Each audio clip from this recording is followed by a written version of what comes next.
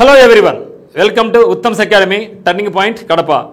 మరి జిల్లాల సమాచారంలో భాగంగా మనం ప్రతి ఒక్క జిల్లాను సమగ్ర వివరాలతో కంప్లీట్గా ఆ యొక్క జిల్లాకు సంబంధించిన వివరాలతో మీకు ముందుకు రావడం జరిగింది. మరి ఈ యొక్క వీడియోలో మనం కంప్లీట్గా విజయనగరం రాజ్యం గురించి మనం ఇక్కడ చూడబోతున్నాం. మరి విజయనగరం వేరే, విజయనగర రాజులు వేరే, అది గుర్తుపెట్టుకోండి. విజయనగర రాజులు అనేది హంపి ప్రధాన కేంద్రం. మరి విజయనగరం అనేది మనకు ఆంధ్రప్రదేశ్ అని గుర్తించండి. ఇప్పుడు మరి విజయనగరం అంటే మనకు గుర్తు రావాల్సిందేమంటే బొబ్బిలి వీణ అని గుర్తు రావాలి మనకు. ఎందుకంటే బొబ్బిలి వీణ అనేది జిఐ ట్యాగ్ పొందింది. జిఐ ట్యాగ్ పొందినటువంటిది బొబ్బిలి వీణ. అదే మాదిరి ఇదే జిల్లాలో పైడితల్లి సిరిమానోత్సవం చాలా ఫేమస్. అనేక ఎగ్జామినేషన్స్లో, ముఖ్యంగా హైకోర్టు ఎగ్జామినేషన్కి సంబంధించి అనేక సార్లు ఈ యొక్క బిట్ అయితే అడగడం జరిగిందనమాట. పైడితల్లి సిరిమానోత్సవం గురించి ఏ జిల్లాలో, ఏ దేవుడు, ఎక్కడ, అన్ని రకాల యాంగిల్స్లో ఈ యొక్క పైడితల్లి సిరిమానోత్సవాన్ని గురించి అడగడం జరిగింది.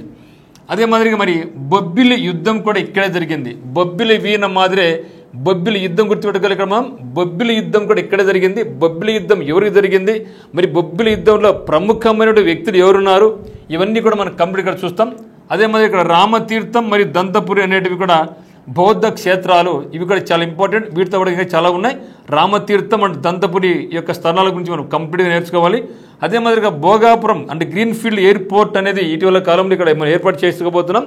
మరి భోగాపురం ఎయిర్పోర్ట్ అనేది చాలా ఇంపార్టెంట్ కాబట్టి మరి ఇక భోగాపురం ఎయిర్పోర్ట్ ఇదే జిల్లాలో ఉంది. ఎక్కడ, ఎవరు నిర్మిస్తున్నారు, దానికి ఇంపార్టెన్స్ ఏంటివి, కంప్లీట్ డీటెయిల్స్ అన్నీ కూడా మనం ఈ యొక్క విజయనగరం జిల్లాలో ఇక్కడ మనం చూడబోతున్నాం. సో విజయనగరం జిల్లా మరి చూస్తే ఇక్కడ విజయనగరం జిల్లా యొక్క ప్రధాన కేంద్రం కూడా మనకు విజయనగరమే.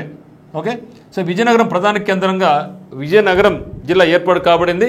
దీనికి సరిహద్దు జిల్లాలు మనకి ఏమున్నాయంటే విశాఖపట్నం జిల్లా ఉంది, అనకాపల్లి జిల్లా ఉంది, అల్లూరి సీతారామరాజు జిల్లా ఉంది, పార్వతీపురం మన్యం జిల్లా ఉంది, మరియు శ్రీకాకుళం జిల్లాలతో ఇది సరిహద్దులు పంచుకుంటూ ఉందన్నమాట. మరి చూస్తే జిల్లా యొక్క ప్రత్యేకత ఏమంటే దీనికి ముఖ్యంగా జిఐ ట్యాగ్ ఉంది. సో జిఐ ట్యాగ్ ఏదంటే బొబ్బిలి వీణ. సో బొబ్బిలి వీణ అని జిఐ ట్యాగ్ ఇక్కడ ఉంది. మరి ఇదే జిల్లాలో మనకు బొబ్బిలి యుద్ధం కూడా జరిగింది. మరి బొబ్బిలి ఎవరి మీద జరిగిందో కూడా కంప్లీట్ హిస్టరీ కూడా చూస్తాం. తర్వాత భోగాపురం గ్రీన్ఫీల్డ్ అంతర్జాతీయ విమానాశ్రయం కూడా ఇక్కడ ఏర్పాటు కాబోతూ ఉంది. జిఎంఆర్ సంస్థ ఏర్పాటు చేసింది. మరి ట్రైబల్ సెంట్రల్ యూనివర్సిటీ ఇక్కడ ఉంది. ఎందుకంటే మరి ఇక్కడ ట్రైబల్ జిల్లాలు ఉన్నాయి కాబట్టి ఇక్కడ ట్రైబల్ సెంట్రల్ యూనివర్సిటీకి సంబంధించిన యూనివర్సిటీ కూడా ఏర్పాటు కాబోతా ఉంది. మరి పైడితల్లి సిరిమానోత్సవం, రామతీర్థం టెంపుల్, ఇవన్నీ కూడా ప్రత్యేకంగా చదవాల్సి ఉంటుంది.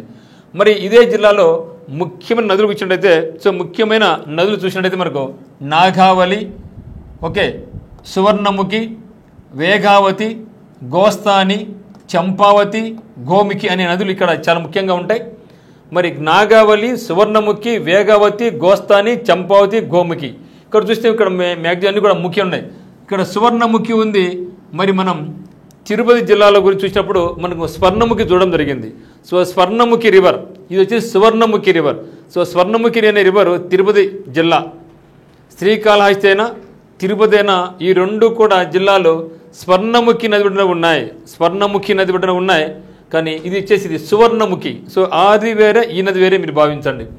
సో మరి నాగావళి నది చూస్తే ఒకసారి నాగావళి గురించి చూస్తే నాగావళి నది లాంగుల్యా నది అని కూడా దీన్ని. సో లాంగుల్యా నది అని కూడా పిలువబడే ఈ యొక్క నాగావళి ఈ జిల్లాల ప్రధాన నది. అంటే నాగావళి అనే నదికి మరొక పేరు ఏమంటే లాంగుల్యా నది. ఓకే, సో నాగావళి నదికి మరొక పేరు ఏమంటే లాంగుల్యా నది. ఇది నాగావళి ఒడిశా రాష్ట్రంలోని రాయగడ తాలూకాలోని నిటారుగా ఉన్న కొండలలో పుడుతుంది. ఇది ఏది నాగావళి. సో నాగావళి అనేది ఎక్కడ పుడుతుంది, ఆంధ్రప్రదేశ్లో పుట్టడం లేదు. ఇది పుట్టేది ఒడిశా రాష్ట్రంలో పుడుతుంది. సో ఒడిశా రాష్ట్రంలోని రాయగడ తాలూకాలో పుడుతుంది, కొండలో పుడుతుంది అనమాట. అక్కడి నుంచి కొమరాడ మండలంలో జిల్లాలోకి ప్రవేశిస్తుంది. అంటే ఈ యొక్క విజయనగరం జిల్లాలోకి ఎక్కడ ప్రవేశిస్తుంది అంటే కొమరాడ మండలంలో ప్రవేశిస్తుంది అనమాట. ఇది చివరకు శ్రీకాకుళం సమీపంలోని మోపుజ్ బందర్ వద్ద బంగాళాఖాతంలో కలుస్తుంది. ఓకే, సో నాగావళి అనే నది ఒడిశాలో పుడుతుంది. ఒడిశా నుంచి విజయనగరం జిల్లాలో ప్రవేశిస్తుంది. విజయనగరం జిల్లాలో కొమరాడ మండలంలో, అక్కడి నుంచి శ్రీకాకుళంకి వెళ్ళేసి శ్రీకాకుళం నుంచి బే ఆఫ్ బెంగాల్కి అది వెళ్ళిపోద్ది అనమాట. మొత్తం పొడవు 200 కిలోమీటర్లు మాత్రమే. దీనికి పొడవు నాగావళి నది యొక్క లెంత్ ఎంత అంటే 200 కిలోమీటర్స్. దీని ప్రధాన ఉపనదులు వేగావతి, దేనికి నాగలి ప్రధాన ఉపనది చేసి మనకు Vegavathi. Okay, so Vegavathi, Suvarnamukhi, okay Suvarnamukhi, Janjhavathi మరియు ఒట్టిగడ్డ.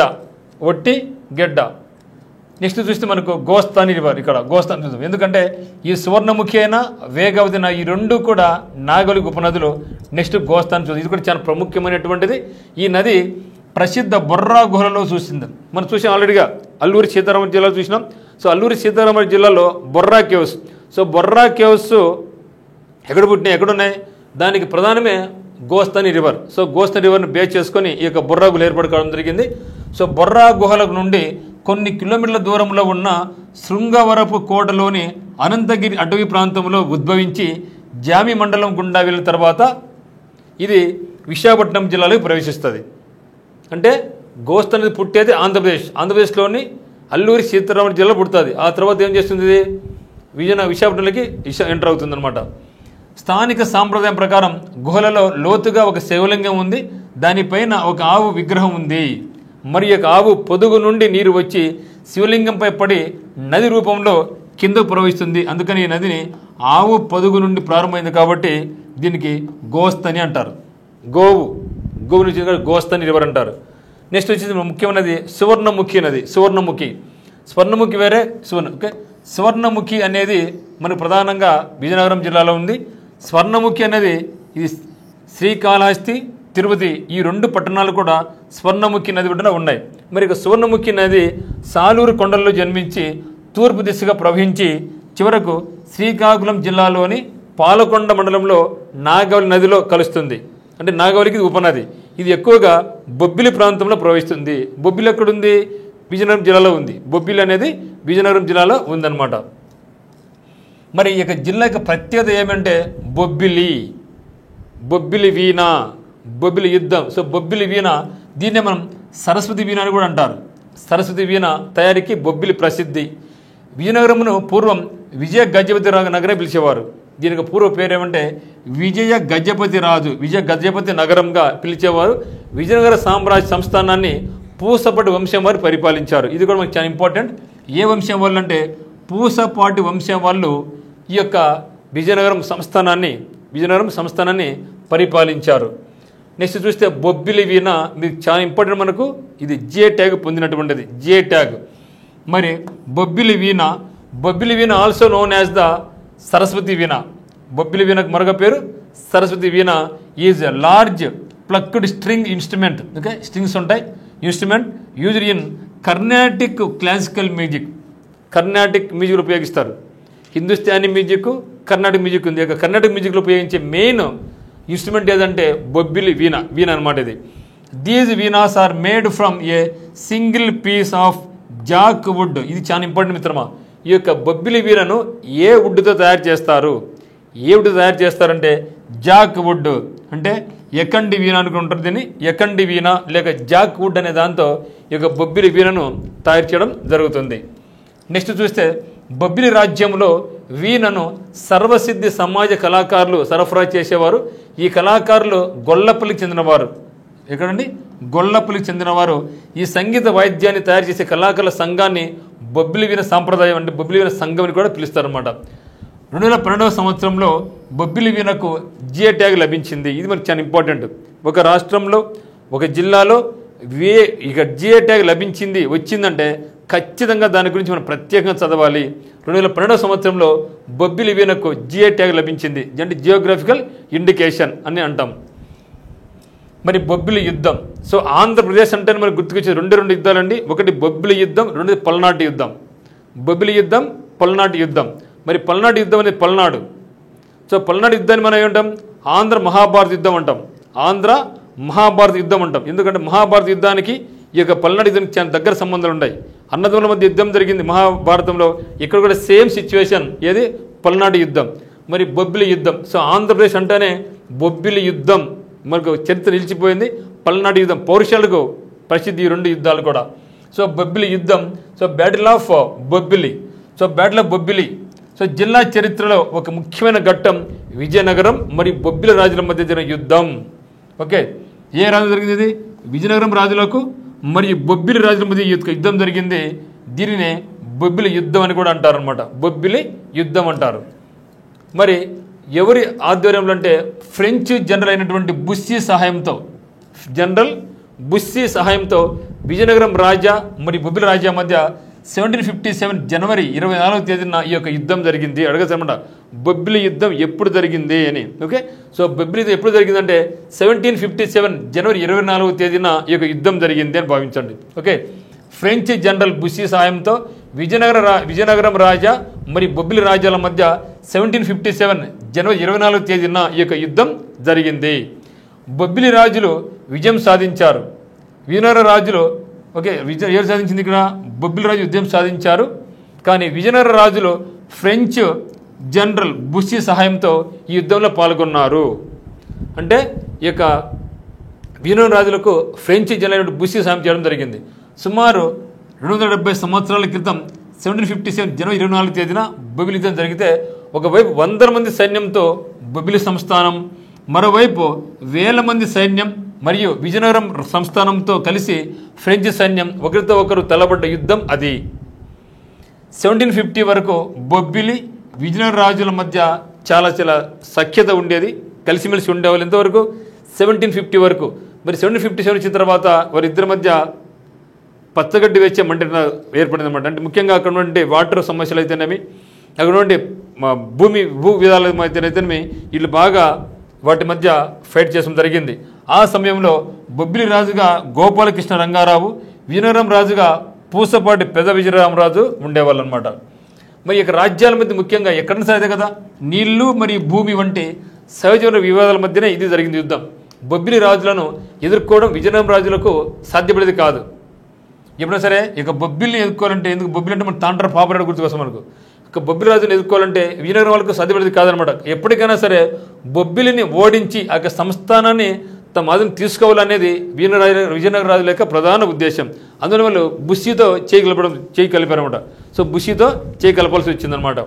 ఆ రోజున బొబ్బిలి కోట వైపు విజయనగరం మరియు ఫ్రెంచ్ సైన్యాలు కలిసి వస్తున్నాయని తెలుసుకున్న బొబ్బిలి రాజు గోపాలకృష్ణ రంగారావు తమకు సైన్యాన్ని సిద్ధం చేసి రాజ్యం వద్ద, సో రాజ్యం మంచి ప్లేస్ అనమాట, అక్కడ అడ్డగిస్తే ఇంకెవరు వచ్చేవాళ్ళు కాదన్నమాట బొబ్బిలికి. సో రాజ్యం వద్ద కాపు కాసి అడ్డుగా వస్తున్న విజయనగరం విజయనగరం మరియు ఫ్రెంచ్ సంయుక్త సైన్యాన్ని ఎదుర్కొనేందుకు బొబ్బిలి సైన్యాధ్యక్షుడు అయినటువంటి తన రాజు బావమరిది అయినటువంటి తాండ్ర పాపారాయుడు. సో ఇది హిస్టరీలో చాలా ఫేమస్ వ్యక్తి. తాండ్ర పాపారాయుడు అంటేనే గజేంద్ర వనకాల్సింది. అటువంటి గొప్ప పౌరుషవంతుడు, మరి ఈయన సేనాధిపతి కూడా విజయనగరం రాజులకు. సో బొబ్బిలి శత్రు సైన్యాలు రాజ్యం మీద కాకుండా అడవి మార్గం ద్వారా వచ్చి బొబ్బిలి కోటను స్వాధీనం చేసుకున్నారన్నమాట. అంటే దొంగదారులు వచ్చారన్నమాట. అంటే తాండ్ర పాపారాయుడు ఎదుర్కోలేక అక్కడ ఉన్నాడని తెలిసి వాళ్ళు దొంగ రూట్లో రావడం జరిగిందనమాట. తర్వాత ఫిరంగులతో కోటను పూర్తిగా ధ్వంసం చేసి లోపలికి ప్రవేశించేలోగా తమ సంస్థానపు స్త్రీలు, పిల్లలు శత్రువు చేతి చిక్కకుండా అవమానపాలు కాకుండా భావించి మందుగుండు పేల్చుకుని అందరూ మరణించారన్నమాట. చూసారా?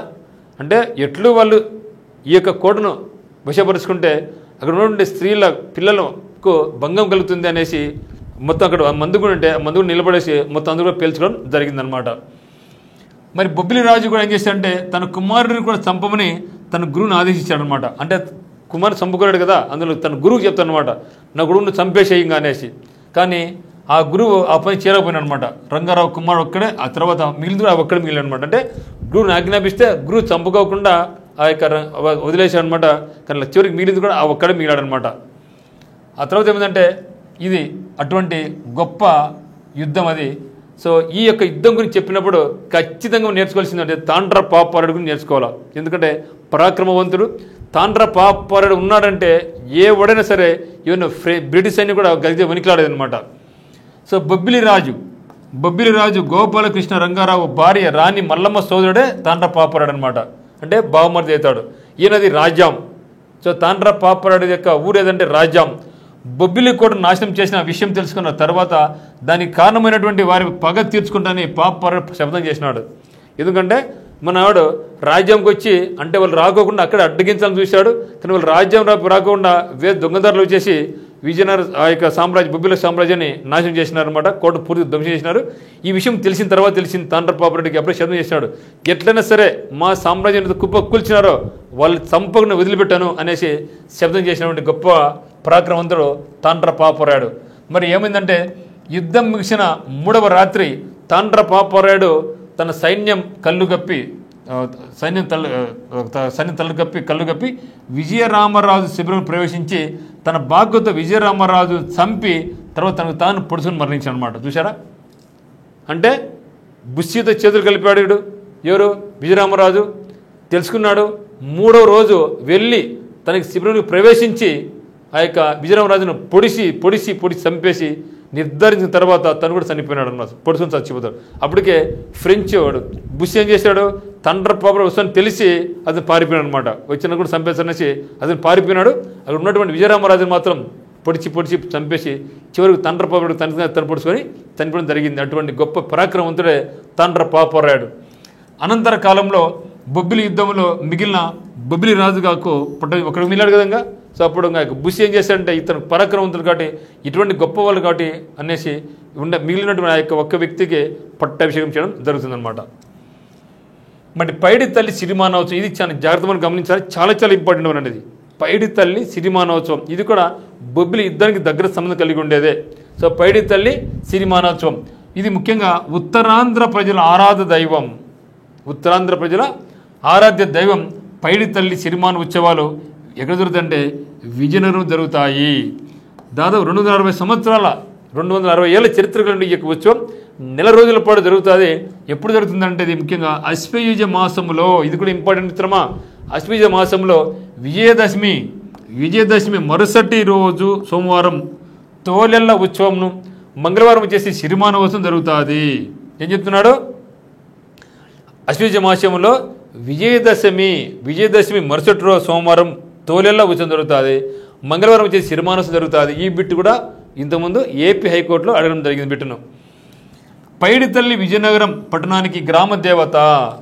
పైడి తల్లి ఈ విజయనగర సామ్రాజ్యానికి గ్రామ దేవత. సిరిమాను అంటే పెద్ద చెట్టు అని అర్థం.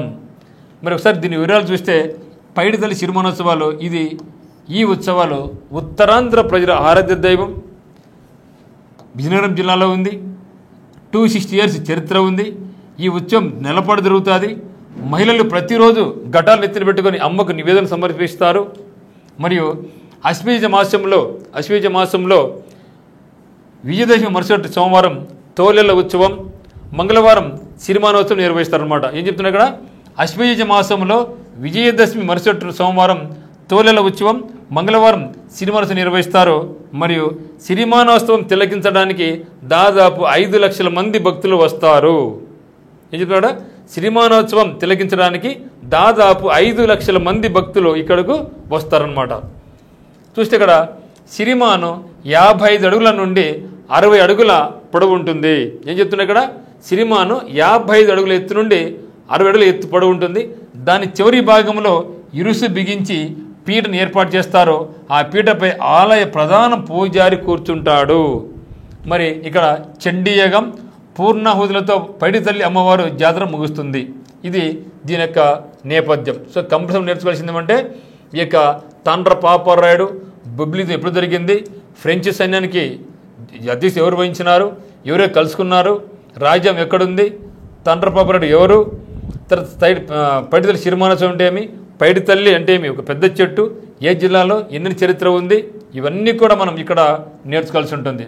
తర్వాత బొబ్బిలితో నేపథ్యం దీనికి ఉంది అనమాట. దీనికి ఈ యొక్క పైడి తల్లి సిరిమానోత్సవం ఉంది కదా, ఈ యొక్క పైడి తల్లి సిరిమానోత్సవానికి మరి ఈ బొబ్బిలి యుద్ధానికి ఒక లింక్ కనెక్షన్ ఉందన్నమాట. ఆ లింక్ కనెక్షన్ కూడా మనం నేర్చుకోవాల్సి ఉంటుంది. ఇది చూసే ముందు ఒకసారి చూడండి, బొబ్బిలి ఎప్పుడు జరిగింది మనకు? బొబ్బిలి యుద్ధం అనేది 24th January 1757లో జరిగింది. సో బొబ్బిలి యుద్ధం 24th January 1757లో జరిగింది. మరి ప్లాసీ యుద్ధం ఎప్పుడు జరిగింది? ప్లాసీ యుద్ధం అనేది మనకు 23rd June 1757లో జరిగింది. ఓకే, సో ప్లాసీ వారు వచ్చేసి 23rd June 1757లో జరిగితే బొబ్బిలి యుద్ధం ఎప్పుడు జరిగింది? 24th January 1757లో జరిగింది. మరి పల్నాడు యుద్ధం ఎప్పుడు జరిగిందంటే 1178 నుంచి 1182 మధ్య జరిగింది.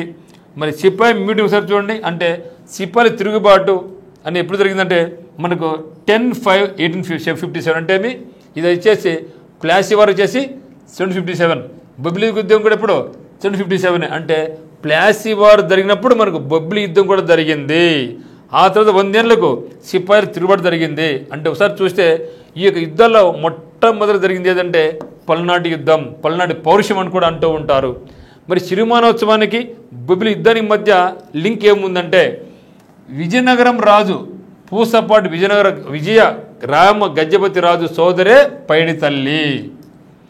ఈ యొక్క గజపతి రాజును ఏం చేసినాడు, తాండ్ర పాపరాడు చంపేసినాడు, కత్తి పొడిచి చంపేసినాడు. అప్పుడు ఎవరు మళ్ళీ పైడి తల్లి విజయనగరం రాజు అనేటువంటి పూసపాటి విజయరామరాజు గజపతి రాజు సోదరి పైడి తల్లి అన్నమాట. సో బొబ్బిలి సంస్థానంతో యుద్ధానికి వెళ్ళవద్దని, ఎందుకంటే తాండ్ర పాపరాడు ఉన్నాడు డేంజర్ అని, ఇక్కడ దయచేసి యుద్ధానికి వెళ్ళవద్దని, ఎందుకు తన మనసు కీడు శంకిస్తూ ఉందని సోదరిని వారించిందట. అయినా యుద్ధం ఆగలేదు. 1757 జనవరి 23వ తేదీన బొబ్బిలి యుద్ధంలో తాండ్ర పాపరాయుడు చేతిలో తన అన్న వీరమరణం పొందాడని తెలిసిన పైడి తల్లి విజయనగరం పెద్ద చెరువులో ఆత్మార్పణ చేసుకుంది.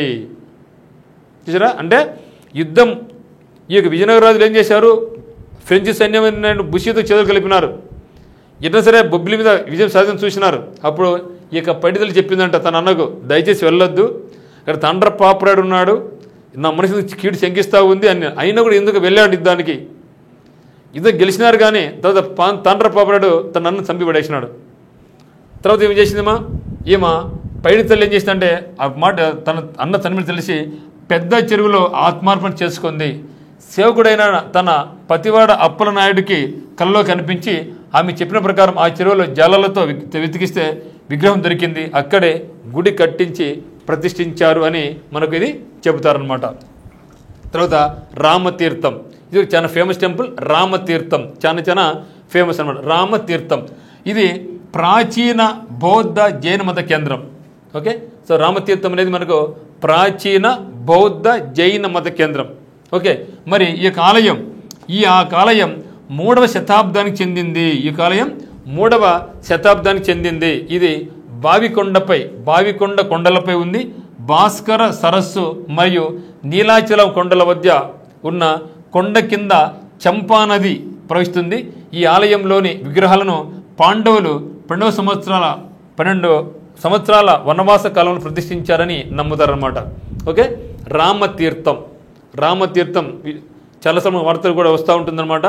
ప్రాచీనమైనటువంటి బౌద్ధ జైన మత కేంద్రంగా వెల్లసిల్లింది. ఒకప్పుడు ఈ ఆలయం 3వ శతాబ్దం చెందింది. ఇవి కొండలపై ఉంది. భాస్కర సరస్సు మరియు నీలాచలం కొండల మధ్య ఉన్న కొండ కింద చంపాని ప్రవహిస్తుంటుంది. ఈ ఆలయంలోని విగ్రహాలను పాండవులు వనవాసం చేసిన 12 years అప్పుడు ఇక్కడికి వచ్చారని చెప్తారనమాట. 1880 ప్రాంతంలో కార్మెకెల్ అనే ఆంగ్లేయ దొర, ఎవరండి ఇక్కడ 1880 ప్రాంతంలో కార్మెకెల్ అనే ఆంగ్లేయ దొర రాసిన విశాఖపట్నం చరిత్రలో రామతీర్థం ఆలయం గురించిన ప్రస్తావన ఉంది.